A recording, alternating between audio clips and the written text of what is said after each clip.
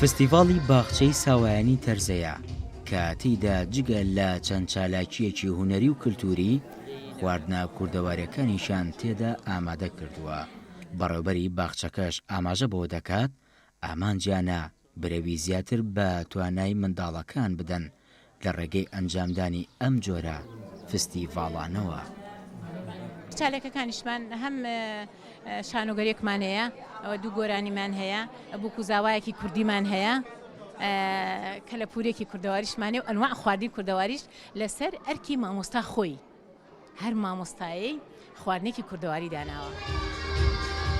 مامۆستایەکی باخچەی ساوایانیش ئاماژە بۆ دەکات گرنگە منداڵ لە سەرەتاوە ڕابهێنرێت بە چالاکی جۆرا و جۆر بۆ ئەوەی ببێتە پاڵپشت بۆ خوێندنەکەیان.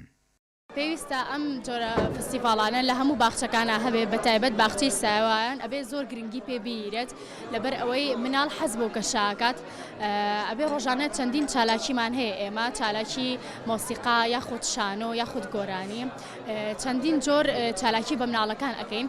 بەتایبەت من کە ئێستا شانۆیان پێ ئەڵێمەوانە ڕۆژانە بەدەر لە شانۆ چەند چالاکییان پێ ئەەکەم، جۆڵی وەرزشیان پێ ئەەکەم، چەندین بابەتی کەیان بۆ باسەکەم، چیرۆک. لە مافەکانی مناڵاندا هاتووە پێویستە گەشە بدرێت بە بەهرەمەندی و توانای عەقڵی و جەستەیەکانیان. پێویستە دەوڵەت پارێزگاری لە مافی خوێندن و تەندروستیان بۆ بکات. دەریا کامەران، گەلی کوردستان، سلێمانی.